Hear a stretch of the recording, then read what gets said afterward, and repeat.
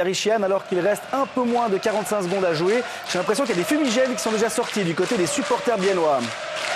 Oui, là, le compte est bon pour le HC Bienne, effectivement. Ça a été un non-match, ce troisième tiers. Je crois qu'on a vraiment pris la bonne décision, évidemment, d'aller sur le match de Cloton Davos, qui est beaucoup plus serré en cette fin de match. Là, les deux équipes se sont uniquement contentées de se gérer, alors qu'une nouvelle bagarre éclate là dans le coin de la patinoire.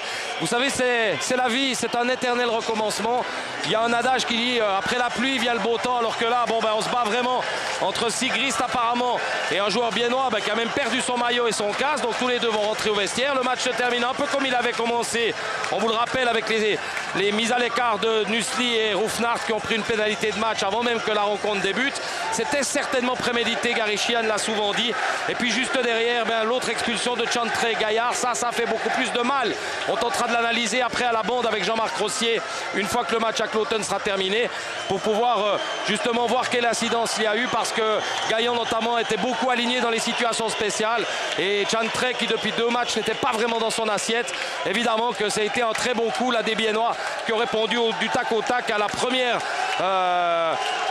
partie de ce match où Roufnart est venu un petit peu embêter Nussli. Roufnart, dont on savait qu'il était blessé et que son rôle aujourd'hui serait peut-être celui-là, c'est-à-dire mettre un maximum de pression sur les joueurs biennois. Alors après la pluie vient le beau temps. C'est le cas pour Bienne aujourd'hui, au bord du gouffre samedi à Malais, battu 6-1, qui ce soir a fait la démonstration qu'il reste le maître dans cette série en s'imposant donc 5-1 à 27 secondes de la fin du match. Le résultat, bien sûr, maintenant devient un petit peu anecdotique, et des Lausannois en face qui, eux, n'ont pas eu droit à la parole, puisqu'ils ont encaissé en 8 minutes 3 buts par Fata 2 fois et Peter, les 3 fois sur des situations spéciales.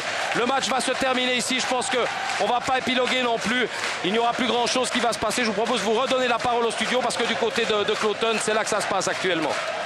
Donc on va suivre vos recommandations, Laurent, même si ces images de joie nous font bien évidemment. C'était très longue de part et d'autre. Christophe vous l'a certainement souligné. C'est la première fois qu'une finale va en 21 matchs pour une équipe, donc en l'occurrence Davos. Kevin Schleffer, le hockey goth comme il est appelé ici, sera le roi, même s'il a d'ores et déjà annoncé dans la presse régionale qu'il ne sera plus l'entraîneur de Bienne la saison prochaine. Les Biennois qui conservent donc leur place en Ligue nationale au terme d'un championnat durant lequel ils ont passé par tous les états d'âme.